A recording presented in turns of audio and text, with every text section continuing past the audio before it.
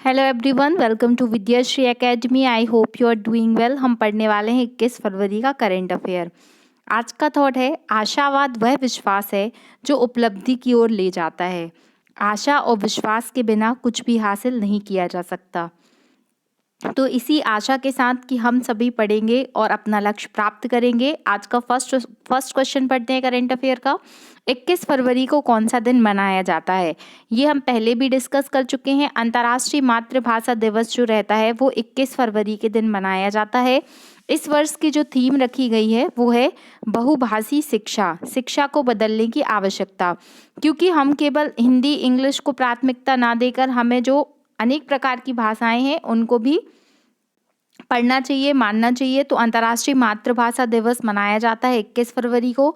और इसकी शुरुआत किस देश से हुई थी? तो ये कदम उठाया था सबसे पहले बांग्लादेश ने। तो ये भी आपको याद रखना है। नेक्स्ट क्वेश्चन है, और यहाँ पर आपको ये भी पता होना चाहिए कि राष्ट्रीय जो हिंदी दिवस है वो कब मनाया जाता है और अंतर्राष्ट्रीय हिंदी दिवस कब मनाया जाता है। तो ये दोनों के आंसर आप मुझे कमेंट बॉक्स में लिखकर बताएंगे। सेकेंड क्वेश्चन है, विश्व का पहला अंतर्राष्ट्रीय शिखर सम्मेलन जो कि आर्टिफिशियल इंटेलिजेंस के लिए हो रहा है वो कहाँ पर किया जा रहा है? तो द हेग जो नीदरलैंड में है, यहाँ पर किया जा रहा है। जो इंटरनेशनल कोर्ट ऑफ जस्टिस है उसका जो मुख्यालय है वो भी द हेग में स्थित है। और ये प्रश्न पहले एग्जाम में आ चुका है तो इसको याद रखिएगा। अब ये क्यों हो रहा है? तो आर्टिफिशियल इंटेलिजेंस के लिए कुछ स्टैंडर्ड्स बनाए जाएंगे जिसको सभी को मानना होगा। क्योंकि आप जानते हैं कि जो वर्तमान युग है वो पूरा आर्टिफिशियल इंटेलिजेंस बेस धीरे धीरे हो रहा है और आगे पूरी तरीके से हो सकता है। लेकिन चूंकि आर्टिफिशियल इंटेलिजेंस कितना भी अधिक बढ़ जाए उसमें संवेदना तो नहीं होती है, तो वो अच्छा बुरा नहीं जानता। इसीलिए कुछ मानक तय किए जाएंगे जो कि अंतर्राष्ट्रीय स्तर पर इनका पालन किया जा सके। इसीलिए इस वर्ष जो इसका प्लान रखा गया है वो कॉल फॉर एक्शन थीम पर रखा गया है। तो इसको भी याद रखिएगा। आर्टिफिशियल इंटेलिजेंस के फादर कौन कहलाते हैं? John McCarthy. ये प्रश्न भी पूछा गया है तो इसको नोट कीजिएगा। 18वीं विश्व सुरक्षा कांग्रेस का आयोजन कहाँ पर किया जा रहा है? तो ये विश्व सुरक्षा कांग्रेस है जो कि आरपीएफ और जो रेलवे है वो दोनों मिलके कर रहे हैं। तो इसका आयोजन किया जा रहा है जयपुर में। 21 से 23 फरवरी के बीच में इसका आयोजन किया जाएगा। बात जयपुर की है तो आपको पता होना चाहिए कि राजस्थान की जो राजधानी है वो जयपुर है। और भारत की जो पहली डिजिटल लोक अदालत है वो कहाँ पर खुली है? वो जयपुर से ही उसकी शुरुआत की गई है। तो ये भी आपको याद रखना है। ये देख सकते हैं आप, इंटरनेशनल मदर लैंग्वेज डे 21 फरवरी को इसका आयोजन किया जाता है। और ये 18वां जो है वर्ल्ड सिक्योरिटी कांग्रेस समिट का आयोजन कहाँ पर हो रहा है? ये जयपुर में इसका आयोजन किया जा रहा है। नेक्स्ट क्वेश्चन है, डस्ट लेक युद्ध अभ्यास कौन कौन से दो देशों के बीच में होती है? अभी जो 4th नंबर का है सीक्वेंस डस्ट लेक एक्सरसाइज का, वो हो रहा है भारत और उज्बेकिस्तान के मध्य। अब हमें कैसे याद रहेगा? तो आप इसे ऐसे याद कर सकते हैं कि जहाँ पर जो चीज़ उजड़ी होती है, जैसे जहाँ पर कोई भी नहीं रहता, एकदम उजड़ा उजड़ा टाइप का है, तो वहाँ पर क्या होगी? वहाँ पर कुछ दिनों के बाद क्या हो जाएगी? डस्ट जम जाएगी। तो ऐसे आप याद कर सकते हैं कि जो डस्ट लेक एक्सरसाइज है वो भारत और उज्बेकिस्तान के मध्य होती है। और अभी जो आयोजन हो रहा है इसका कहाँ पर हो रहा है? उत्तराखंड में इसका आयोजन किया जा रहा है। आपको बताना है कि खंजर एक्सरसाइज भारत किस देश के बीच करता है? और जो एमफेक्स है इसका आयोजन काकीनाडा आंध्र प्रदेश में किया गया था। तो डस्ट लेक एक्सरसाइज कौन कौन से दो देशों के बीच में हो रही है? भारत और उज्बेकिस्तान के मध्य। और इस वर्ष इसका कौन से नंबर का संस्करण है? तो 4th नंबर का संस्करण है। ये आपको याद रखना है, बहुत ही महत्वपूर्ण है। डस्ट लेक एक्सरसाइज भारत और उज्बेकिस्तान के बीच में 4th joint military exercise dust lake. तो आई होप आपको ये याद हो गया होगा। फिर आज का जो बहुत ही महत्वपूर्ण प्रश्न है, आज के करंट अफेयर में 2-3 क्वेश्चन काफ़ी महत्वपूर्ण है, वो आपको एग्जाम में ज़रूर देखने मिलेंगे। नीति आयोग, नो डाउट आप सभी जानते होंगे, नीति आयोग एक बहुत ही महत्वपूर्ण आयोग है जिसकी स्थापना योजना आयोग के स्थान पर की गई थी। क्योंकि जो योजना आयोग है वो डिसेंट्रलाइजेशन के मॉडल पर आधारित नहीं थी, इसीलिए नीति आयोग की स्थापना 1 जनवरी 2015 को की गई। आज नीति आयोग हम क्यों पढ़ रहे हैं? क्योंकि नीति आयोग के जो सीईओ हैं वो चेंज हो गए हैं। अभी इसके पहले जो सीईओ थे उनके स्थान पर अब कौन सीईओ बन गए हैं? वो बन गए हैं BBR सुब्रमण्यम। BBR सुब्रमण्यम जो है वो नीति आयोग के नए CEO बन चुके हैं।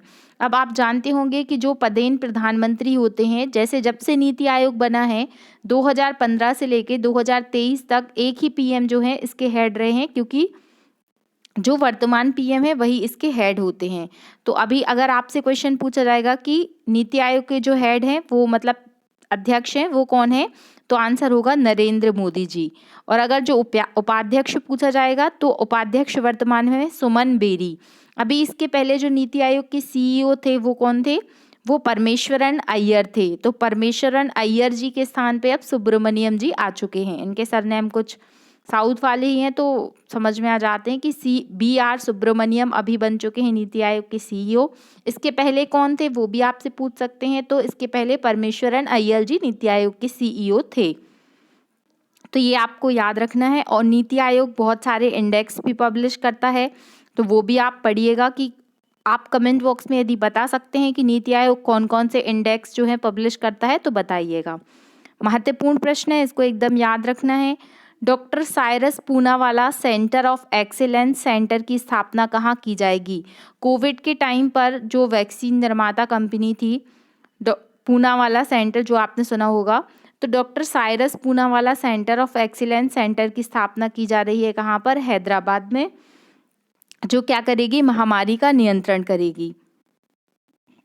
क्योंकि कोविड के बाद सब ये समझ चुके हैं कि आपको हमेशा तैयार रहना पड़ेगा इस तरह की महामारियों के निपटान के लिए। एट द टाइम के लिए हम नहीं बैठ सकते हैं।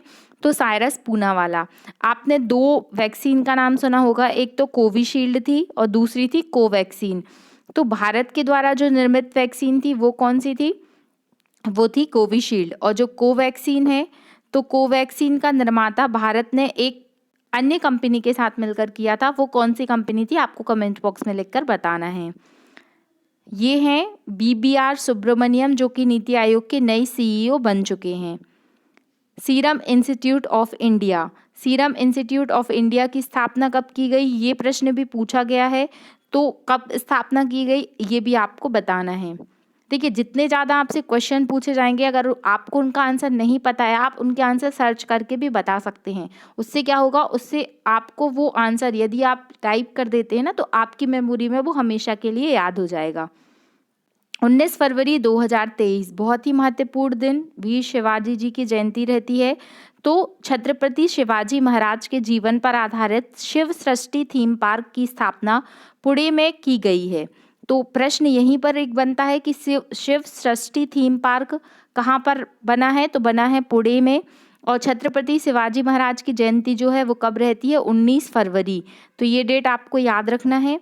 और इसका उद्घाटन किसने किया है शिव सृष्टि थीम पार्क का? तो अमित शाह जी ने इसका उद्घाटन किया है। 19 फरवरी को छत्रपति शिवाजी जी का जन्म हुआ था। अब ये शिव सृष्टि थीम पार्क क्या है, इससे हमें क्या जानकारी मिलेगी? तो जो छत्रपति महाराज से रिलेटेड जो प्रमुख जगह थी, जैसे रायगढ़, सिंहगढ़, उन सब प्लेसेस की जानकारी इसके द्वारा शिव सृष्टि थीम पार्क के द्वारा की जाएगी। 19 फरवरी को याद रखना है, शिवाजी महाराज की जयंती रहती है। जो आपने सुना होगा अष्टप्रधान, तो अष्टप्रधान जो थे वो शिवाजी जी के दरबार में रहते थे, ये भी आपने हिस्ट्री में पढ़ा होगा। वर्तमान में जो महाराष्ट्र है, महाराष्ट्र के CM कौन है? एकनाथ शिंदे जी हैं। और ये अभी काफ़ी चर्चा में है, क्योंकि एकनाथ शिंदे जी और उद्धव ठाकरे के बीच में बहुत टसल चलती रहती है। तो ये आपको याद रखना है, ये आपसे पूछा जा सकता है। नेक्स्ट क्वेश्चन है, national geographic picture of the year का अवार्ड 2022 के लिए किसको मिला है?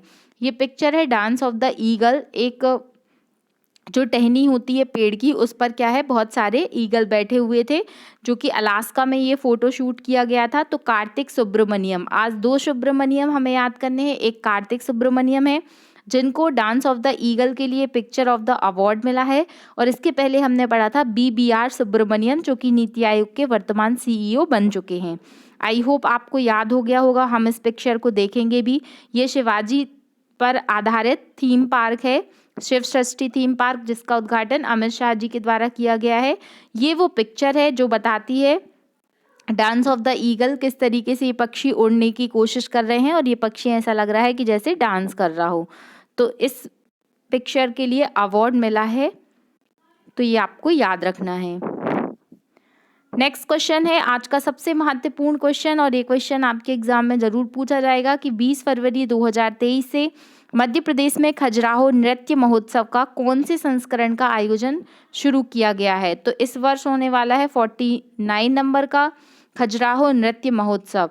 ये बहुत ही फेमस, ना केवल चूंकि मध्य प्रदेश में इसका आयोजन होता है, लेकिन ये राष्ट्रीय स्तर का महोत्सव होता है। इसमें देश विदेश से कलाकार अपनी कला का प्रदर्शन करने के लिए आते हैं। 1975 से जो है वो खजुराहो नृत्य महोत्सव की स्थापना मतलब शुरुआत की गई थी। इस वर्ष जो है 20 से 26 फरवरी को इसका आयोजन किया जा रहा है। तो एमपी के एग्ज़ाम के लिए तो ये क्वेश्चन काफ़ी महत्वपूर्ण है। इसके साथ साथ सेंट्रल के एग्ज़ाम में भी ये प्रश्न पूछा जा सकता है। याद रखना है आपको खजुराहो नृत्य महोत्सव, चूँकि जो खजुराहो है वो यूनेस्को हेरिटेज में भी शामिल है, तो इसलिए भी आपसे क्वेश्चन पूछा जा सकता है। देख सकते हैं आप किस तरीके से कलाकार अपनी कला का प्रदर्शन करने के लिए आते हैं। जो खजुराहो है, खजुराहो के मंदिर जो हैं वो बहुत ही प्रसिद्ध हैं। चंदेल वंश के शासकों द्वारा इसका निर्माण कराया गया था। यहाँ पर कंदरिया महादेव का मंदिर है और चतुर्भुज मंदिर है, पारसनाथ मंदिर, आदिनाथ मंदिर, इस तरीके के अनेक प्रकार के मंदिर हैं। और 1986 में मध्य प्रदेश का पहला ऐसा स्थान था जिसको खजुराहो को क्या किया गया था, यूनेस्को हेरिटेज में शामिल किया गया था। आज का लास्ट क्वेश्चन है कि अंतर्राष्ट्रीय क्रिकेट इतिहास में सबसे तेज 25,000 रन बनाने वाले बल्लेबाज कौन बने हैं। तो वो हैं विराट कोहली। विराट कोहली ने सबसे फास्ट जो है वो 25,000 रन बनाने का खिताब हासिल किया है। याद रखिएगा, सबसे पहला नाम विराट कोहली, फिर सचिन तेंदुलकर और इनकी 3 जो है बल्लेबाज हैं। तो हमें याद रखना है सबसे तेज विराट कोहली का बस नाम आप याद रखिए। तो ये प्रश्न भी आपसे पूछा जा सकता है, आपको कमेंट बॉक्स में लिखकर बताना है। ये तो सबसे फास्ट रन बनाने वाली बात हो गई। सबसे अधिक रन अभी तक किसने बनाए हैं, कौन से भारतीय प्लेयर ने बनाए हैं इंटरनेशनल क्रिकेट में, उनका नाम आप कमेंट बॉक्स में लिखकर बताइएगा।